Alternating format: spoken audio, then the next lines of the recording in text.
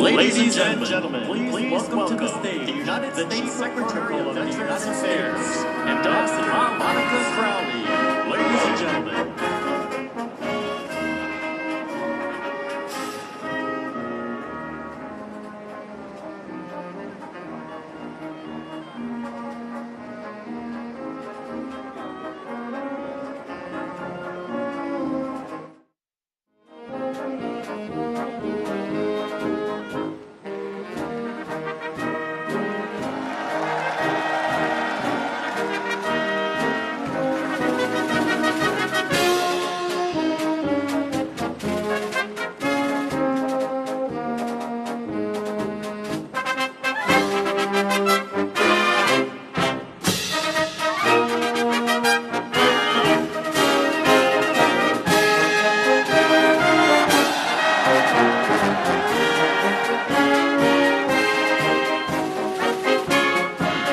Ladies and gentlemen, please welcome the Chief of Naval Operations, Admiral Daryl Caudle.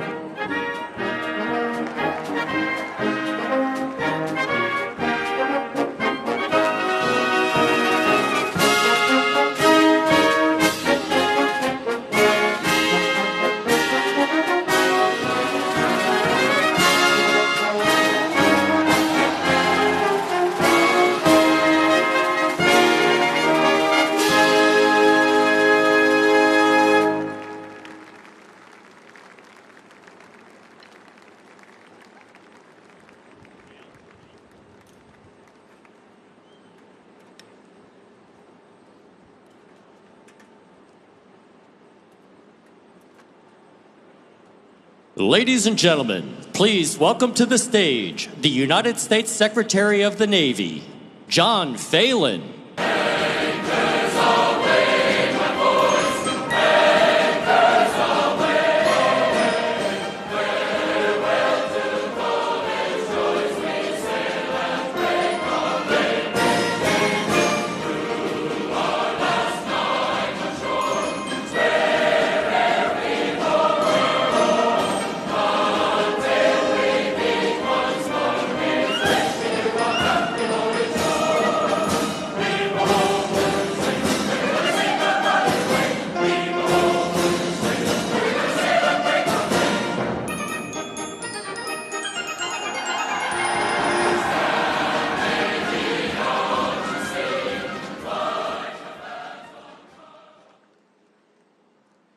Good afternoon, Mr. President, First Lady. As always, it's great to see you. Mr. President, thank you for your leadership and support of our nation's armed forces. Secretary of War, thank you for your leadership in restoring our focus on the warfighter ethos. Secretary of Veteran Affairs, great to see you today, and thank you for all you do to support our Navy and Marine Corps veterans. CNO, Navy leaders, thank you for ensuring that our Navy and Marine Corps remains the preeminent maritime naval force. Governor, Lieutenant Governor, and members of Congress, thank you for being here today. After seeing today's display of naval power and standing on this pier surrounded by sailors, Marines, family members, and patriotic Americans, all I can say is that was damn impressive. Come on, give them a hand.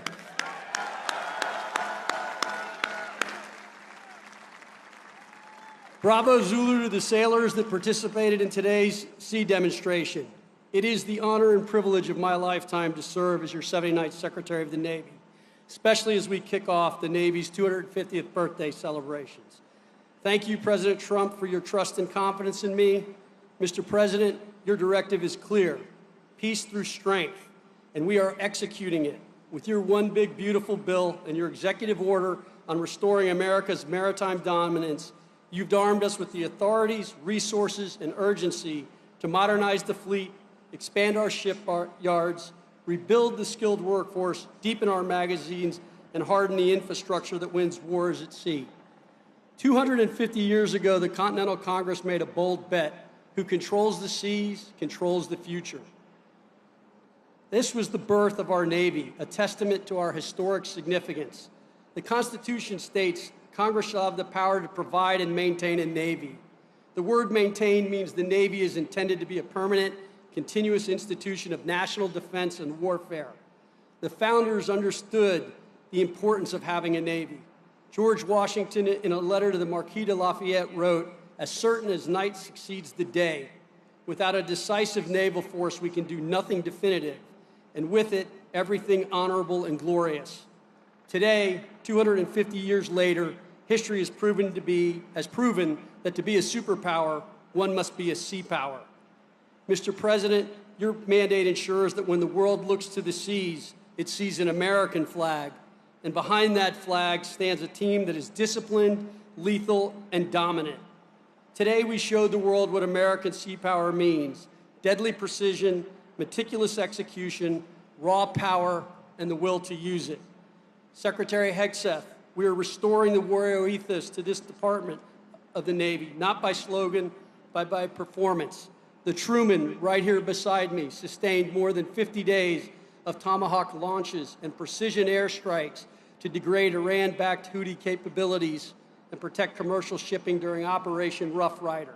There are many, many missions that we are operating and executing on very well, including choking off cartel cash flows. Between Operation Atlantic and Pacific Watch, we've seized over 450 metric tons of cocaine worth more than $11 billion. These seizures represent lives saved. All these operations show us our fleet is ready to answer the nation's call 24/7, 365. The remarkable success is a testament to the bold vision of President Trump, whose leadership has ignited a renewed sense of patriotism, inserting more Americans to serve. I'm happy to say the Navy broke its recruiting record 4 months early, so help is on the way for the high operating tempo you've been living through. To our Marines standing in the line with us, your grit and discipline give us a fighting force no adversary can match. Warfighters, you are the backbone of this maritime strength, keeping our nation safe and secure and prosperous. You prove every day freedom isn't free. President Trump thanks you. Secretary Hegseth thanks you. I thank you, and your country thanks you. We appreciate the sacrifice you and your families make, and we value your unwavering commitment to the mission. Sea Power is a family business. Your sacrifices are not unnoticed, and they are deeply appreciated. They may wear the uniform, but you share the honor, and we share the pride. God bless you, God bless our Navy and Marine Corps, and God bless the United States of America. Thank you.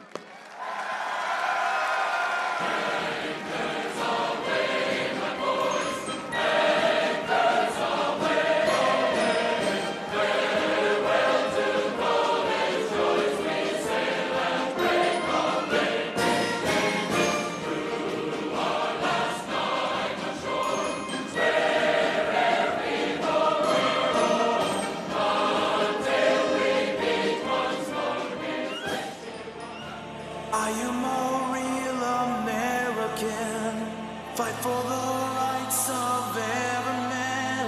I am a real American, fight for what's right, fight for your life.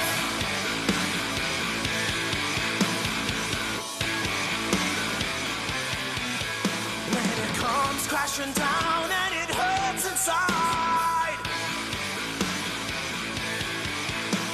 you gotta take a stand, it don't hurt to hide. If you hurt my friends, then you hurt my pride. I gotta be a man, I can't let it slide. I am a real American, fight for the rights of every man. I am a real American, fight for what's right, fight for your life.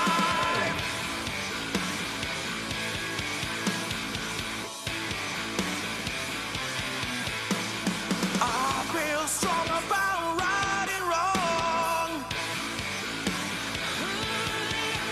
and I don't take trouble for very long. I'll get something deep inside of me. Courage is the thing that keeps us free. I am a real American, fight for the rights of every man.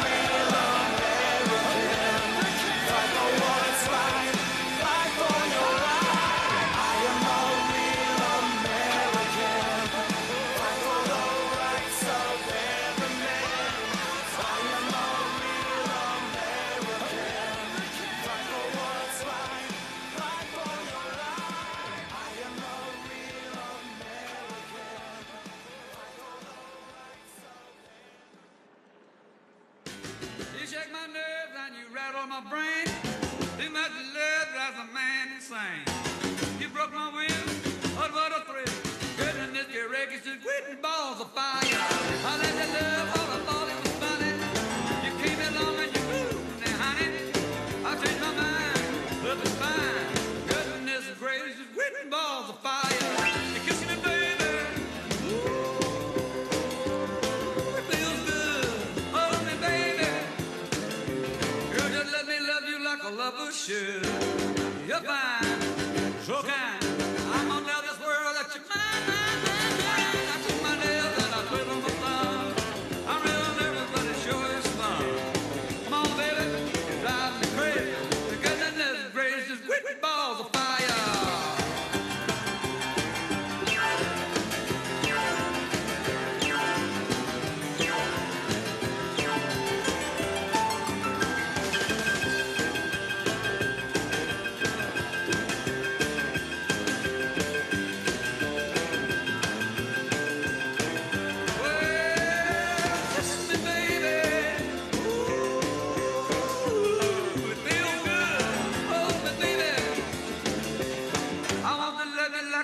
Should. You're fine, so kind. I got to tell this world that you're mine, mine, mine, mine. I treat my nails and I flip on my thumb. I'm real nervous because the show is fun. Come on, baby, drive me crazy. Goodness gracious, quick balls of fire.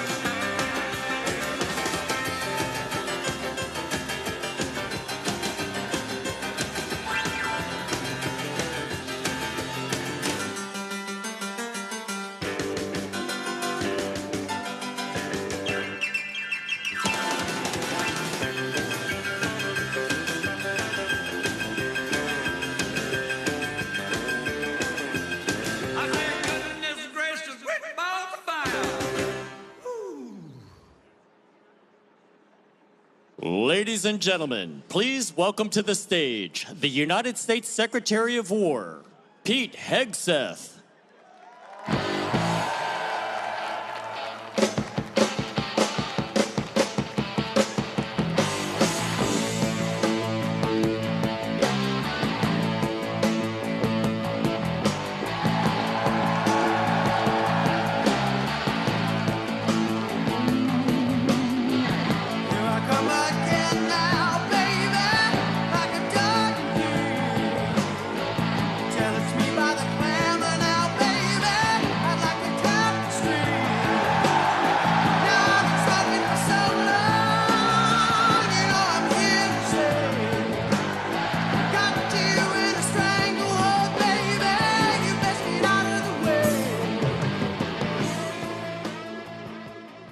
My goodness. Well, good afternoon. How we doing, sailors?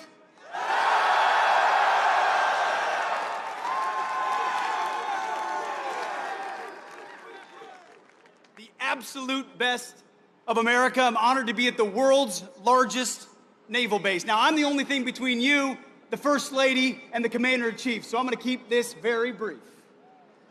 Looking out at all of you, I know you know why the President always says we have the strongest, most powerful, most lethal, most ready military on the planet. And he's going to make sure we keep it that way. This is the perfect way to mark 250 years of the United States Navy. You know, President Trump has made our mission clear. America first and peace through strength, with common sense at every turn. At the War Department, it is the War Department, we're committed to that core mission of peace through strength. And for the Navy, that means more sailors, more subs, more ships, and more munitions for all of them. The Navy and the Marine Corps embody the resilience of our country. Nobody in the world does it better than the United States Navy. Always remember this. Fact. You are not civilians, you are different. Sailors, SEALs, Marines, you were set apart for a distinct purpose. Your diversity is not your strength. Your strength is your unity of purpose, your shared mission, your love of country. Generation after generation, battle after battle, ship after ship, sailor after sailor, you have set the tone. The story began with John Paul Jones when he declared, "I have not yet begun to fight." Today, we have a commander-in-chief who fights for all of you and fights for our country every single day. A commander-in-chief who guarantees that you, the warfighters, have everything you need on the high seas to deter our enemies and, if necessary, win overwhelmingly. We have a president who appreciates your dedication. He appreciates your service, your sacrifice, and that of your family as well. And as I always tell every service member, every sailor I see, he has your back. So warfighters, on behalf of everyone at the Department of War, thank you. Thank you for your commitment to America's Navy. You stand the watch 250 years later. God bless you. And may God bless our great republic. Godspeed. Thank you.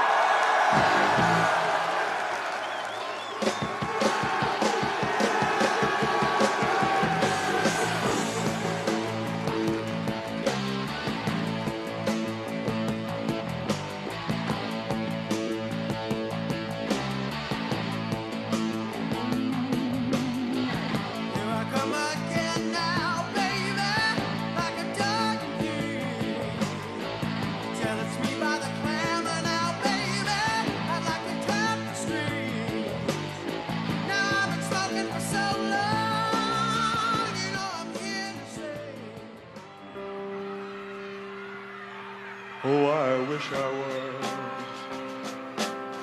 in the land of cotton. Old times there are not forgotten. Look away, look away. What? Look away, Dixieland. Sing it, fella. You're on your own, man. Oh, I wish I was in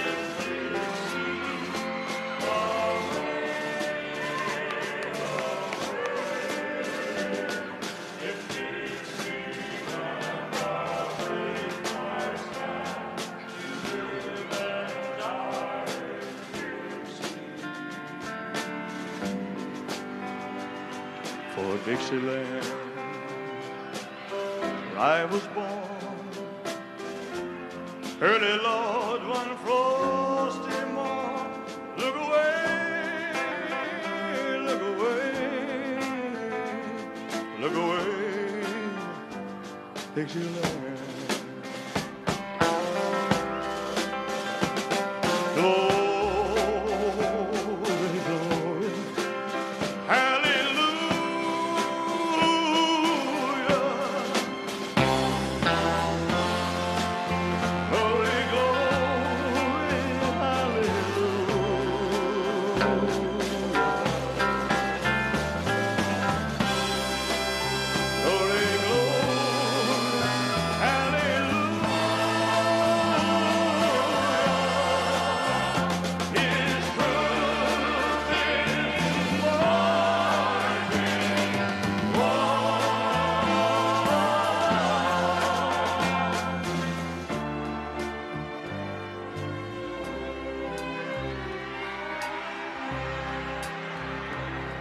So hush, little baby, don't you cry.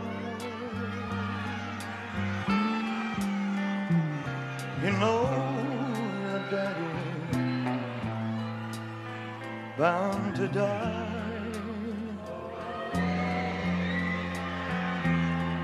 but all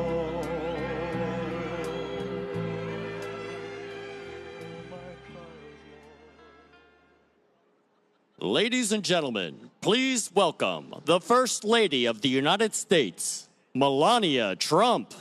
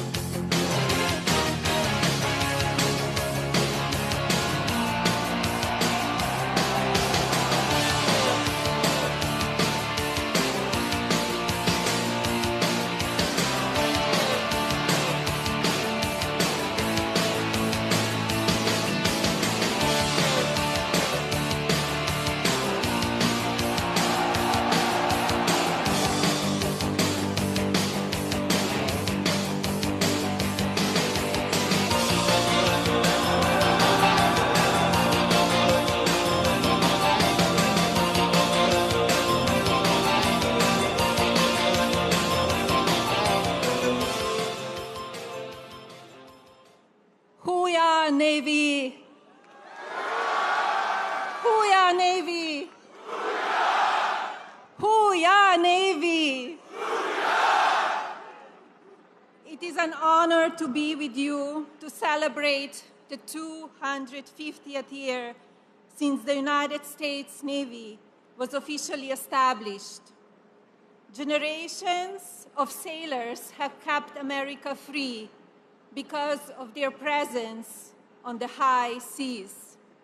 Your strength, bravery, and sacrifice inspires us all. The President and I just attended an extraordinary demonstration, an inspiring display of skills that reflects the very best of our Navy. For me, it brought back fond memories of my visit to the USS George H.W. Bush in 2018. I will always remember the pride and professionalism of the sailors I met on that vessel. I witnessed the enduring spirit of America's Navy, which propels every mission and lives on to every sailor who serves. Now, it is my privilege to introduce someone who holds our military close to his heart, not only as the Commander-in-Chief, but as a proud American who believes deeply in the men and women who wear the uniform. Please join me in welcoming my husband, the 45th and 47th President of the United States, Donald J. Trump.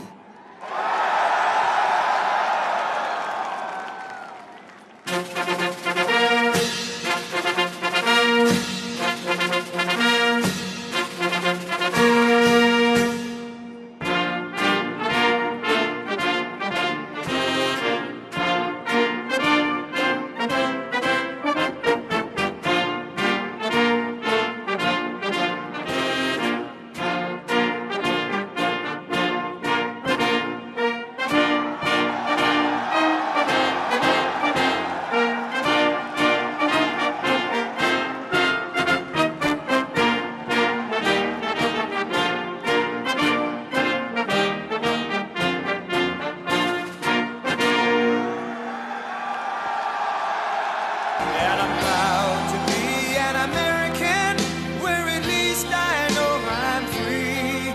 And I won't forget the men who died, who gave that right to me. And I gladly stand up next to you and defend her still today. 'Cause there ain't no doubt I love this land. God bless the USA.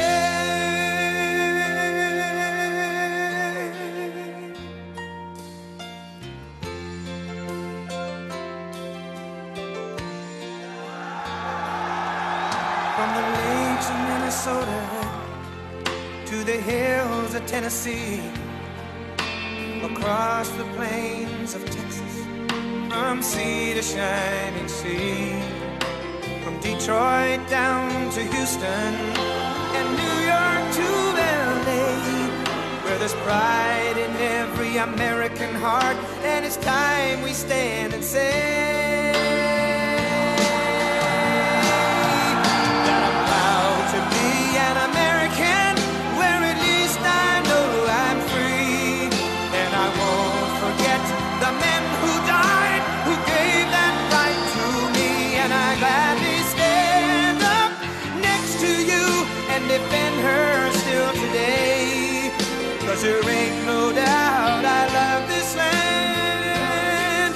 God bless the USA.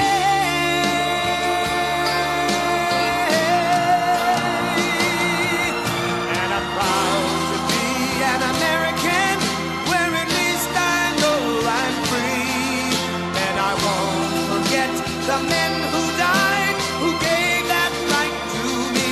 And I gladly stand up next to you and defend her still today. 'Cause there ain't no doubt I love this land.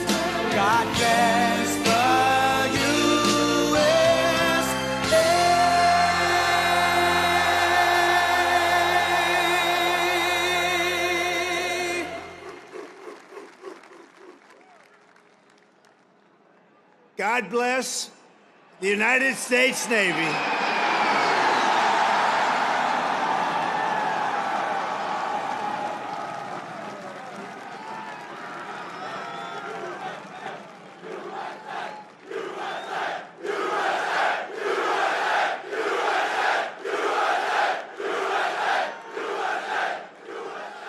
Well, that was good timing, wasn't it? Huh? We had to get that right.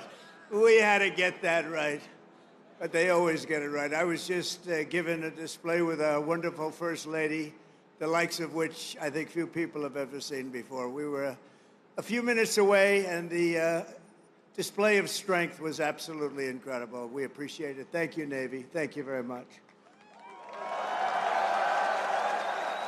And I want to thank our magnificent First Lady for that introduction. People love our First Lady. They do.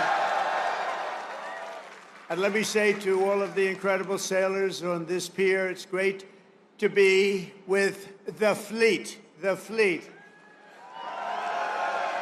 And let's also give a very special thanks to the shipmates who put on that spectacular display of Navy dominance. And that's what it was dominance. And bravo, Zulu. You know what that is? Bravo, Zulu. You know, a lot of people don't. That it's a true honor to be here with the thousands of our nation's finest sailors at the largest naval facility in the entire world. It's the largest, and I would say more importantly, it's the best, okay? It's both the Norfolk Naval Base. Thank you very much. The largest, and it's the best. We're gathered on this storied waterfront to celebrate 250 years of strength, tenacity, and unwavering courage by the greatest fighting force even, and that's true. No matter where you go, no matter where you go, no matter what you even think about, there's nothing like the fighting force that we have. Roam the seas, it's called the United States Navy, and there's nothing in the world like it. Nothing, not even close. You read stories, they don't have it. Let me tell you, we check it closely. We check it closely. Docked beside us today are a combined 150,000 tons of pure American naval supremacy, and two colossal reasons why no one should ever want to start a fight with the USA. They won't fight. We're putting out a lot of fights, so do you see that? We're going to be close to number 8. Number 8. We don't want to send you into battle unless it's necessary, right? We're putting out a lot of fires. Maybe some of you will be angry. You'll say, what's he doing? We want to fight. You know what? If we can solve them the way I'm solving them, we solve 7. We have another one that's taken 3,000 years, and we're pretty close, but I don't want to talk about it until it's done. But let's give a big round of applause to the men and women of the majestic USS Kearsarge. Thank you. And let's hear it for the sailors of the USS Harry S. Truman.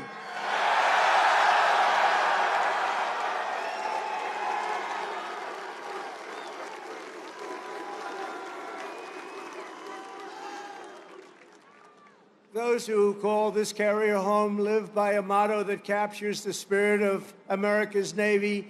It's very simple. The words, give 'em hell, and we do give 'em hell. For 2.5 centuries, that is what every generation of American sailors have done. You've conquered raging oceans and braved ferocious storms to vanquish America's enemies on the high seas and distant shores. You've beaten mighty warships into twisted wrecks of steel. You've splintered vast armadas and sent the mangled pride of empire sinking into oblivion.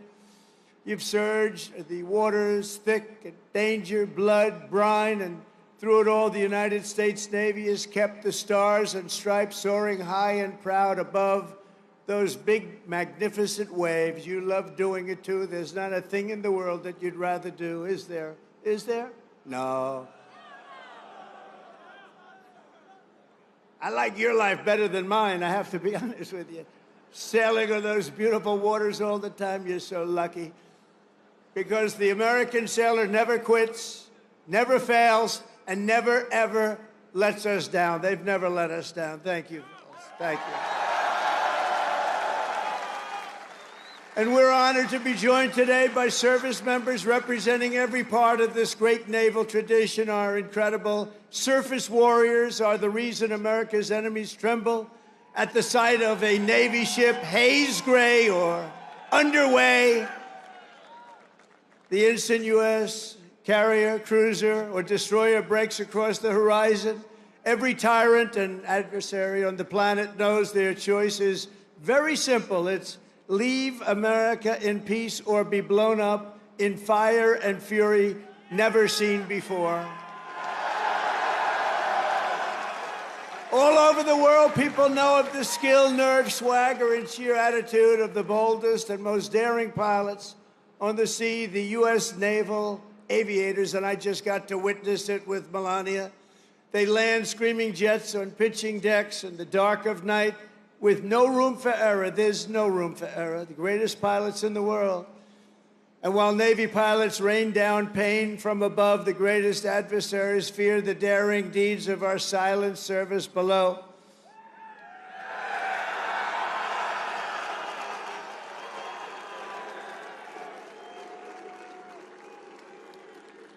They prowl and strike from crushing depths, unseen, undetected, and unstoppable. They are our brave submariners. Where are the submariners? And they are brave. The most lethal weapon in the world, I will tell you, nobody knows where it is and what it carries. There's nothing that carries weaponry like that. And we're 25 years ahead of any other country when it comes to submarines. Nobody's even close. Nobody can match us. No roll call of Navy warriors would be complete without recognizing some of the fiercest and most elite commandos in the history of war. They are the toughest, and there's nobody tougher. There's just nobody. That's what they tell me. There's nobody tougher. It's called the Navy SEALs. What do you think about the Navy SEALs? Where are the Navy SEALs? We're not going to mess with the Navy SEALs. They are great. Thank you very much. Incredible people. And of course, our enemies have learned to dread that special cast of warriors who have charged forward almost everywhere America has seized a stronghold or stormed a beachhead. They call themselves the Leathernecks, the Jarheads, the Devil Dogs, but we revere them as the United States Marines.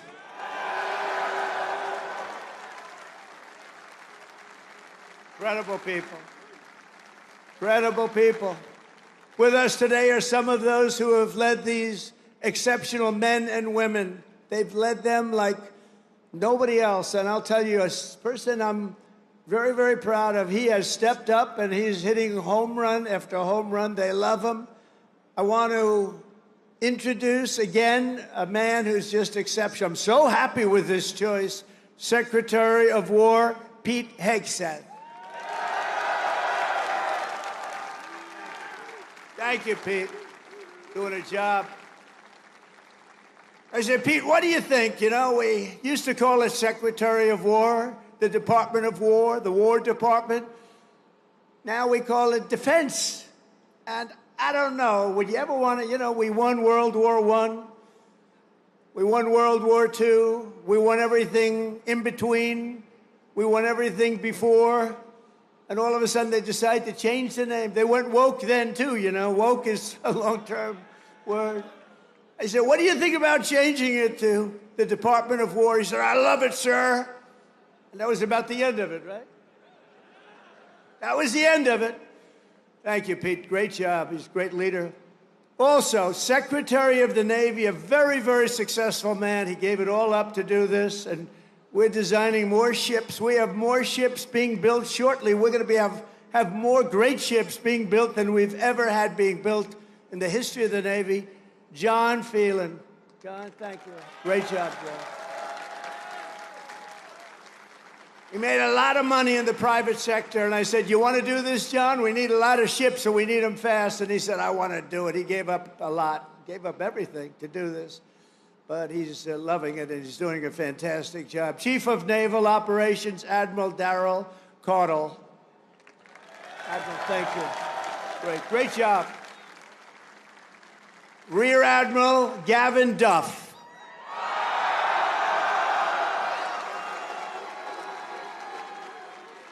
And along with so many different people here, I could introduce them all day long. I don't want to do that because we got to get to business, talking a little bit about war and peace. But along with your great officers here at Norfolk Naval Base, Vice Admirals John Gumbleton. John, thank you. Thank you, John. Great. Young guy. You're a young guy. Great.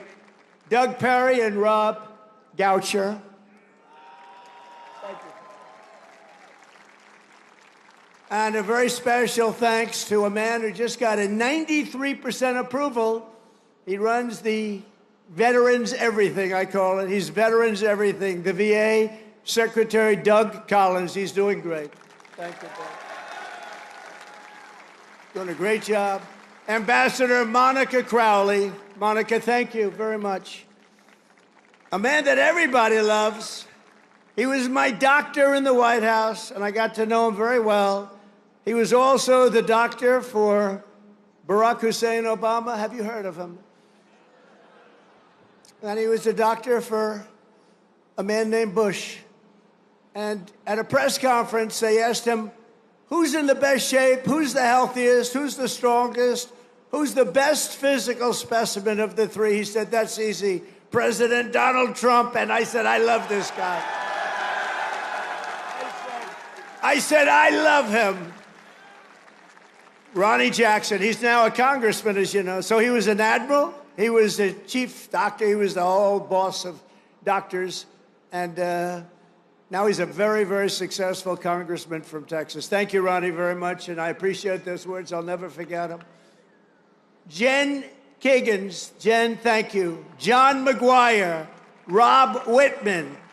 Dan Crenshaw. Derek Van Orden. These are unbelievable, talented people that are with me, and they fight.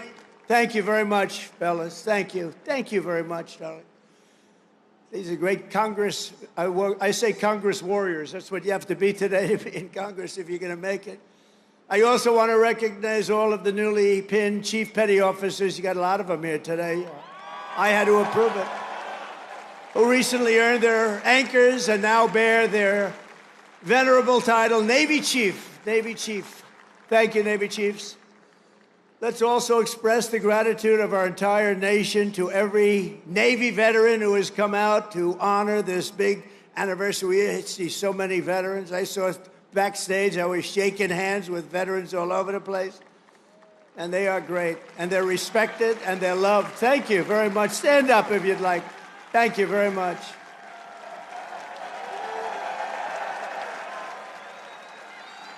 They're really loved. I saw it backstage. I saw so many veterans, and my hand will never be the same. Thank you very much. A great honor. And a very special thanks to the countless Navy families who support our sailors with such love and devotion. None of what are, and think of this, without them, you wouldn't be celebrating today. Many of you would not be doing very well. Male or female, you wouldn't be doing very well. So we want to thank our family members, right? All of them. Parents, husbands, wives. Thank you. Thank you very much. From the American Revolution until today, the story of the U.S. Navy is a tale of loyalty, sacrifice, and commitment stretching back 250 years. So we're celebrating 250. I almost thought I wouldn't get to do that because I was president in 2016, and then they rigged the election on me. And then we caught him, didn't we? We caught him, but, you know, we had to run it again. I ran it again, and I got 250, and I got the World Cup, and I got the Olympics. Can you believe all of it? In my first term, I was the one that got the Olympics. I was the one that got the World Cup.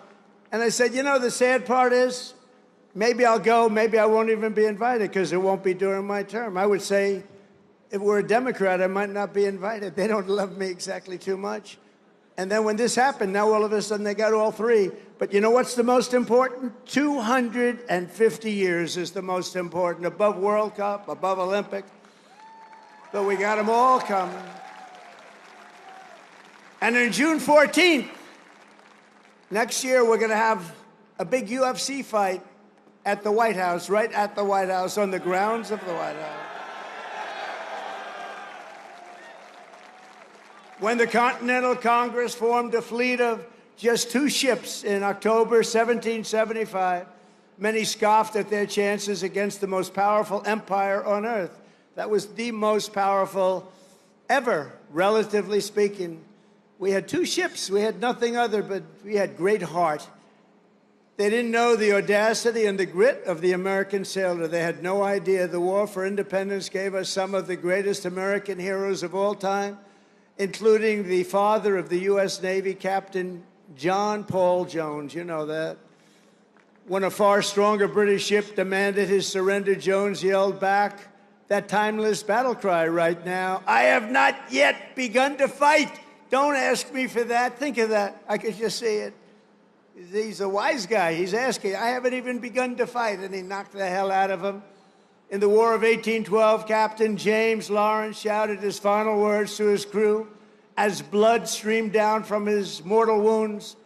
"Fight her till she sinks," he yelled. "Don't give up the ship." Don't give up the ship. These are all incredible, very, very famous statements now with years and time. Very famous. Don't give up the ship. I say it all the time. You're a little behind. I say, don't give up the ship. And we win. We all know how to win. Today, that eternal creed is written into the hearts of every sailor in the fleet. America's Navy never, ever gives up the ship, right? We never give it up. Another titan of the early Navy was the great Commodore Arthur Sinclair. He defeated the French in the Caribbean battle. And then he went to work on the Barbary pirates off the coast of Tripoli and raided British forces when they were so powerful in 1812, the War of 1812. He raided them. He was knocking them out one by one. Everyone said, where does this guy come from?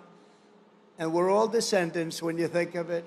Commodore Sinclair went on to become the commanding officer here at the Naval Station Norfolk, right here, where he founded a nautical school for officers that eventually became the one and only U.S. Naval Academy.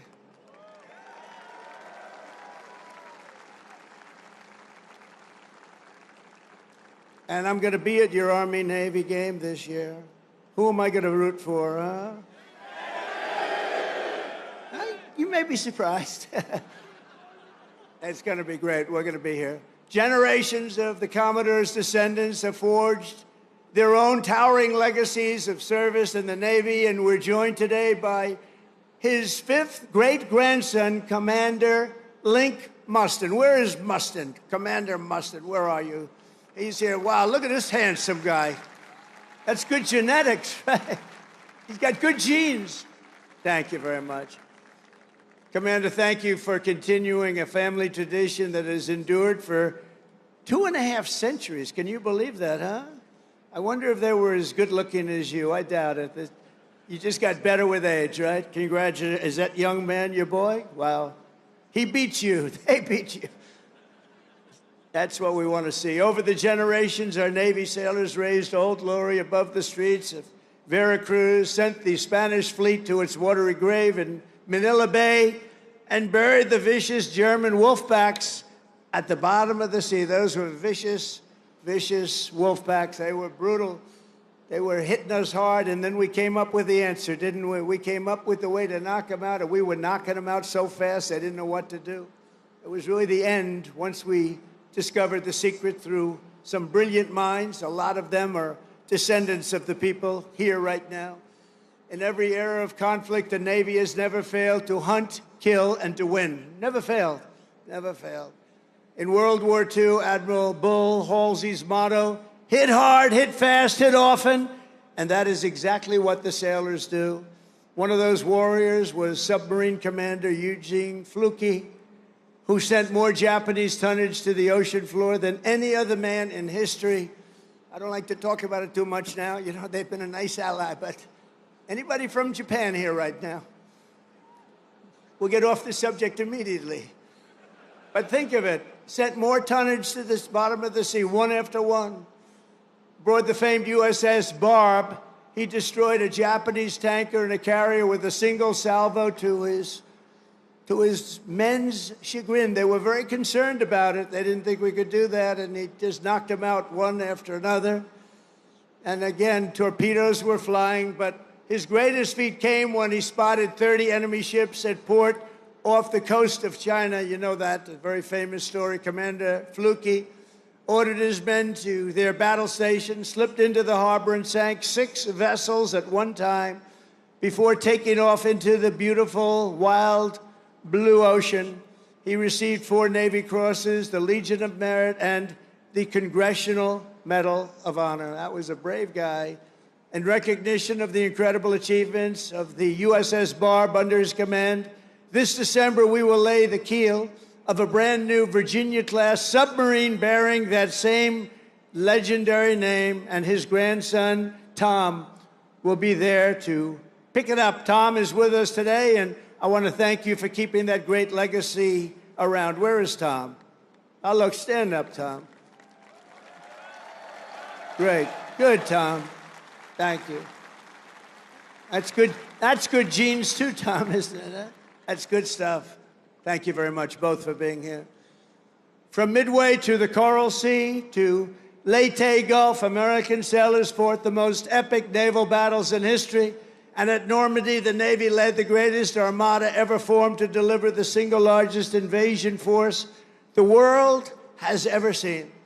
One of the sailors who did it was Felix Maurizio, who enlisted at age 18 and trained right here in Norfolk, trained right here.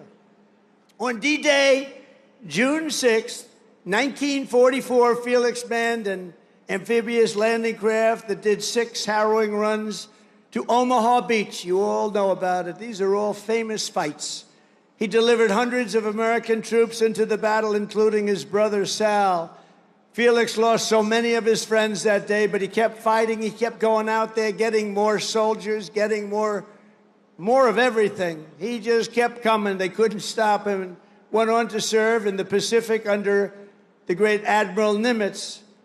In February 1945, he spent his 21st birthday landing Marines on the blood-soaked sands of Iwo Jima, one of the bloodiest, toughest battles ever. Historic battle. 6 months later, he was aboard the USS Talladega in Tokyo Bay. When Japan surrendered, they said, I don't think we want Felix hitting us anymore. And he retired as a chief petty officer in 1966. This year, Felix celebrated his 100th birthday, and he is here this afternoon as a living testament to the glory of the United States Navy. Wow.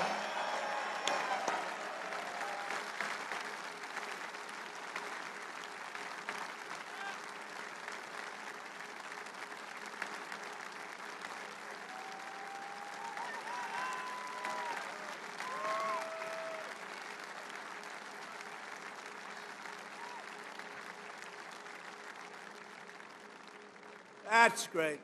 He looks good. Felix, you look better than I do. I'm not happy about this, Felix. No, they don't want to mess around with him. And Felix, we salute you. Thank you very much. Incredible. 100 years. In Korea, American sailors and Marines carried out the daring landing in Incheon and flew more than 250,000 combat sorties against the enemy. It was an amazing effort. In Vietnam, the Navy unleashed Operation Rolling Thunder and deployed a brand new unit, the Navy SEALs, to tear up Mekong River Delta. Problem with Vietnam, we stopped fighting to win. We would have won easy. We would have won Afghanistan easy. We would have won every war easy. But we got politically correct. Let's take it easy. We're not politically correct anymore, just so you understand. We win. Now we win. We don't want to be politically correct anymore. And history will never forget that it was the SEALs who stormed the compound at Osama bin Laden and put a bullet in his head. Remember that? And please remember, I wrote about Osama bin Laden exactly 1 year ago, 1 year before he blew up the World Trade Center. And I said, you got to watch Osama bin Laden. And the fake news would never let me get away with that statement unless it was true. But I said 1 year before to Pete Hegseth, I said 1 year before, where's Pete? In the book, I wrote, whatever the hell the title, I can't tell you. But I can tell you there's a page in there devoted to the fact that I saw somebody named Osama bin Laden, and I didn't like it, and you got to take care of him They didn't do it. A year later, he blew up the World Trade Center. So we got to take a little credit because nobody else is going to give it to me. You know the old story? They don't give you credit, just take it yourself. And it was the U.S. Navy that dumped his wretched corpse off the decks of the Carl Vinson to sink into the dark abyss. The Navy's central role in the defense of our liberty continues to this day. Just a few months ago, the Ohio-class guided missile submarine played an indispensable part in one of the most spectacular military feats the world has ever seen, the obliteration of Iran's nuclear sites in Operation Midnight Hammer. How did that work out? Pretty good, right?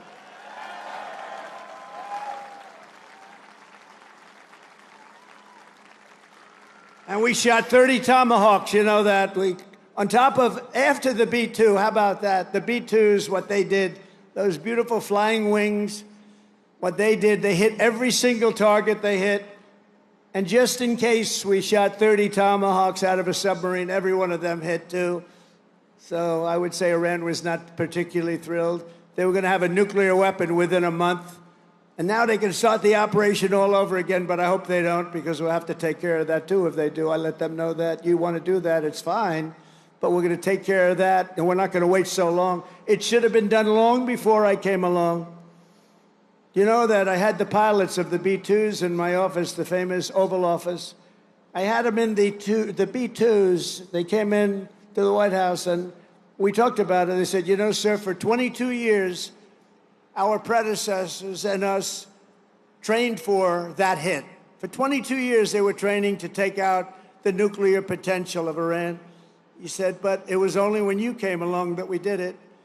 And they were so happy that they did it. But they've been training for that hit for 22 years, but no president wanted to do it. They would have had a nuclear weapon within a month, probably within a month or shortly thereafter. And speaking to them would have been much more difficult. In recent weeks, the Navy has supported our mission to blow the cartel terrorists the hell out of the water. You see that?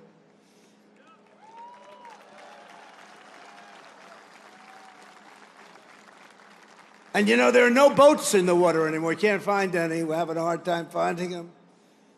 But you know, it's a pretty tough thing we've been doing, but you have to think of it this way. Every one of those boats is responsible for the death of 25,000 American people and the destruction of families. So when you think of it that way, what we're doing is actually an act of kindness. But we did another one last night. Now we just can't find any. You know, it's the old story. We're so good at it that there are no boats. In fact, even fishing boats, nobody wants to go into the water anymore. Sorry to tell you that. But it's, we're stopping drugs coming into America, if that's okay. We're stopping drugs at a level that nobody's ever seen before. Last year, we lost, I believe, 300,000 people. And that's not talking about the destruction to families. Every one of us knows families that have been destroyed because the son, daughter, even mothers and fathers are destroyed by the fentanyl pouring in and drugs pouring in. Well, they're not coming in by sea anymore, so now we'll have to start looking about the land, because they'll be forced to go by land. And let me tell you right now, that's not going to work out well for them either. And it was the Truman carrier strike group that unleashed American fury on the Houthi terrorists in the Red Sea.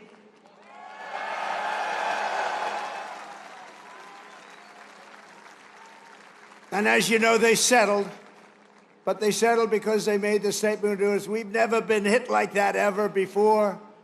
And earlier this year, conducted the single largest airstrike from an American carrier in history. That was the largest ever. I want to express my personal thanks to every single sailor who contributed to these phenomenal victories. We only know victory. We're only going to know victory. We don't want to know the other word. We want to know victory. We're going to have great victories in the years to come. Well, at least for almost 3.5 years, we're going to have great victories. I want to thank a group of women from North Carolina. Look at these great. Will you stand up, please? These beautiful women have followed me. This is number 151. You could call a rally. This is sort of a rally. Let's face it, this is a rally. This is a speech of love. We all love our country. But that group is from North Carolina. They're up to about 151 visits. They have a whole group of them. I never see their husbands. I don't know what's going on with their husbands. I assume, do they still love you, the husbands? Yes, good. But I want to thank you. 151, they've been following me since 2016, and you look even better now than you did then. But I want to thank you very much. It's a really group. They love our country. They like Trump, but you know what they really do? They love our country. And we have the right policy, right? We have policy. We don't want crime. We don't want men playing in women's sports. We don't want transgender for everybody. We don't want to have open borders where millions of people come into our country from jails, from prisons, from mental institutions and insane asylums, drug dealers, murderers. 11,788 murderers were allowed to come into our country. A lot of them are gone. And by the way, Washington, D.C. is a safe place right now. It went from one of the most dangerous cities in our country, can you believe that, to probably the safest, among the safest in our country. Nobody's being hit anymore. It's very safe, and I want to thank you. A lot of the people here have helped. A lot of the people in the audience are people that have straightened them out. It took 12 days, think of that. Now we're in Memphis. We're doing the same thing in Memphis, and we're going to Chicago. You know, we have a governor that thinks it's wonderful when 50 people in a short period of time were murdered in Chicago. Over 200 people were hit. And so we send in the National Guard. You know what? We send in what's ever necessary. People don't care. They don't want crime in their cities. And we're doing it, and we're doing it well. We're doing it like nobody's ever done it before. So I just want to tell you, you're very close to D.C. The restaurants are thriving. The restaurants were dying. They were closing one after another. Now they're thriving. They're opening up beautiful new restaurants. Washington, D.C. is safe. And I even went there and had dinner the other night. And I stood right smack in the middle of the street. Secret Service was thrilled. And I gave a news conference. It's a safe place now. Washington, D.C., it's always going to be. Our nation's capital is always going to be safe. We're never going to let that happen again, what happened there. One of the most beautiful places. We're doing a big beautification program. It'll take me very little, very short. But we're doing a beautification program to go along with the security and safety. We're getting rid of the graffiti, the potholes, the broken medians between roads. We're doing a real job, and you'd be proud of it. I think everybody here is proud of it, frankly. That's our nation's capital, and that has to be clean, beautiful, and safe. The U.S. Navy always stands for America. As your commander-in-chief, I will always stand for you. I promise you that. You know that. That's why you voted for me in numbers that nobody's ever seen before. And I want you to know that despite the current Democrat-induced shutdown, we will get our service members every last penny. Don't worry about it. Don't worry about it. You'll worry about it. Do not worry about it. It's all coming. It's coming. And even more because I'm supporting the across-the-board pay raises for every sailor and service member of the United States Armed Forces. But we have to take care of this little gnat that's on our shoulder called the Democrats. They want to give all of our money to illegal aliens that pour into the country. And, you know, I have a bigger heart than they do. But the problem is when you do that, they come in by the millions. Everybody wants that, so you can't do it. But I've also pledged the largest ever investment in our military's history. We're spending over $1 trillion.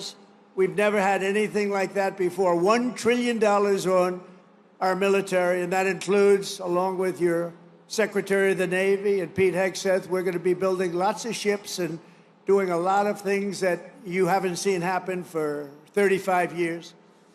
We'll soon revitalize our once great shipyards with hundreds of billions of dollars in new investments and people coming from all around the world, and they're going to build ships in America. We want them built in America. And as I told our generals and admirals last Tuesday, we are getting wokeness the hell out of our military. It's gone. It's really gone. I don't know that it was ever really here. I think some of the top people had it. I knew a few of them that they were major losers. But they were losers. Unlike our great general, the chairman of the Joint Chiefs of Staff, who may be here, Dan Raisin Cane. You know Raisin Cane? When I heard his name, I said, that's the guy I'm looking for. But he's been an amazing warrior, and, you know, he was the one headed up the attack on Iran.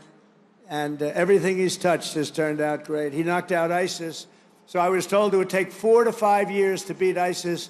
When he came on board, he did it in 4 weeks. We knocked him out in 4 weeks. 100% of the ISIS caliphate. Is Dan Kane here?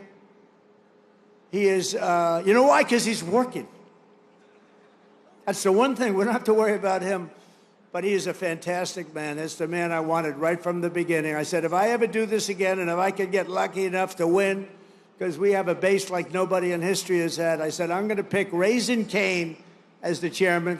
And that's what we did, and he's been incredible. We will not be politically correct when it comes to defending American freedom. That's why we have renamed the Department of Defense that Department of War, as I said, and we have changed the name of the Gulf of Mexico to the Gulf of America. That was easy.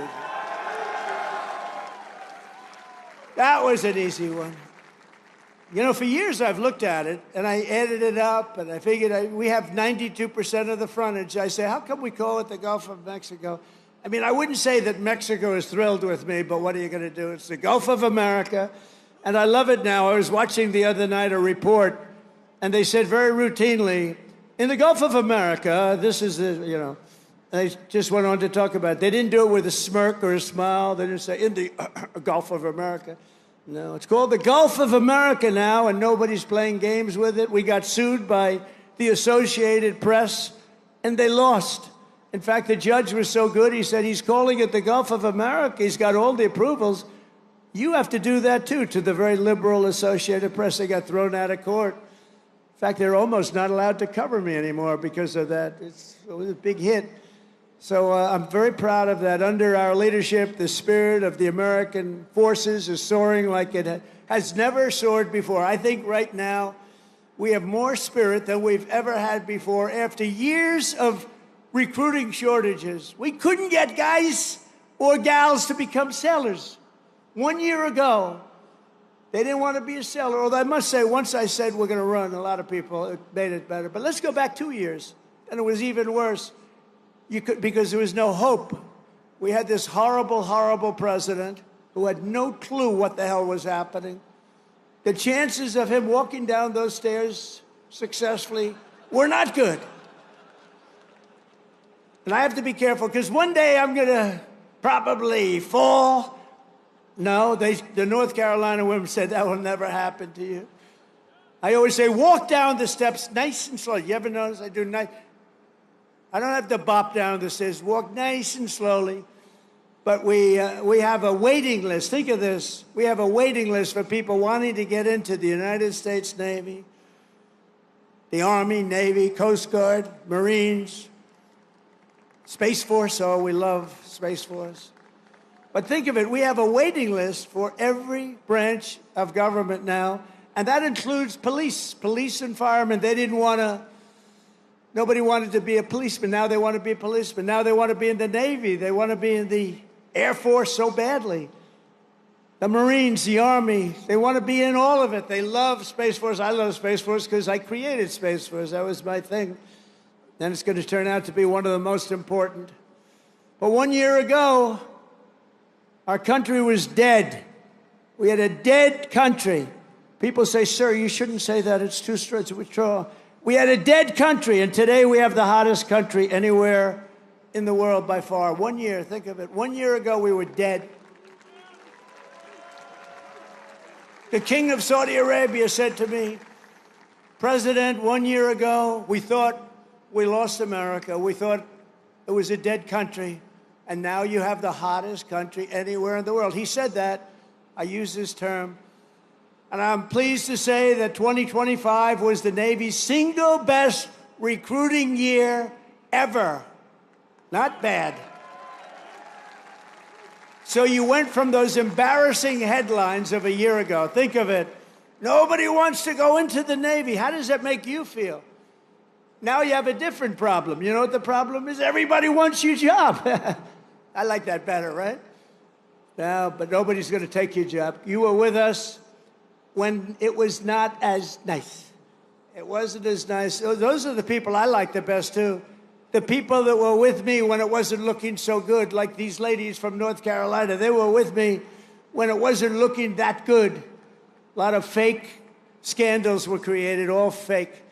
One of those eager new recruits is 18-year-old Aiden Rollins, a recruit like I'm so proud of. Aiden's father was a sailor, his grandfather was a sailor, and after 4 years of Navy ROTC, it is Aiden's turn to carry on that tradition.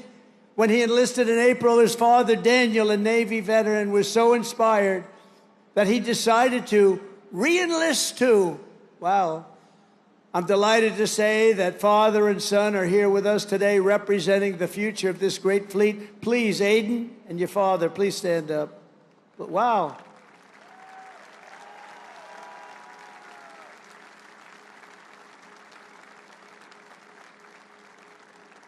Wow, that's a good-looking family, I tell you. Thank you both. That's a great story. Beautiful. Your father looks pretty young, Aiden. I mean, he's a young-looking guy. Every sailor, aviator, submariner, and shipmate in the Navy inherits a tradition of excellence and daring, power and glory unmatched in the long saga of mankind's voyage on the sea.